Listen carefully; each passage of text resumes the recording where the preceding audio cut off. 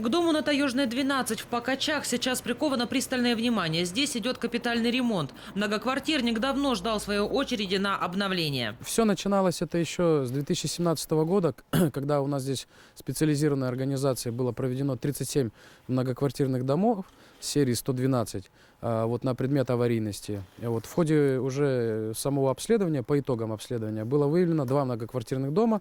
Это Мира-14 и Таежная 12. Дом на Мира-14 в 2019-м был отремонтирован, а вот вопрос Таежная 12 откладывался. А между прочим, этот многоквартирник имел аварийные нарушения в крыше здания. Это могло стать причиной обрушения строения. Таежная 12 у нас должна была выполняться в 2020 году проектные работы, и только в 2021 году должны были начаться строительно-монтажные работы.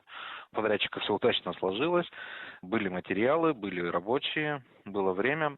И поэтому по Таежной 12 подрядчик уже в данный момент ведет работы. На объекте уже выполнено около 50% от общего объема запланированных работ. Уже заменено покрытие кровли. Подрядчики приступили к укреплению крыши здания. Для этого устанавливаются специальные металлические конструкции.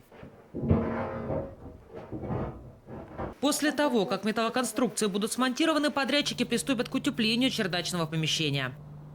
Пока одни подрядчики восстанавливают кровлю здания, другие работают непосредственно внутри многоквартирника. Ведь согласно программе капитального ремонта на Таежной 12 в этом году также заменят и электропроводку в местах общего пользования. Сейчас работы ведутся в последнем подъезде многоквартирника. По плану работы в этом доме должны завершиться весной 2021-го. Алена Валей и Михаил Адвахов специально для новостей.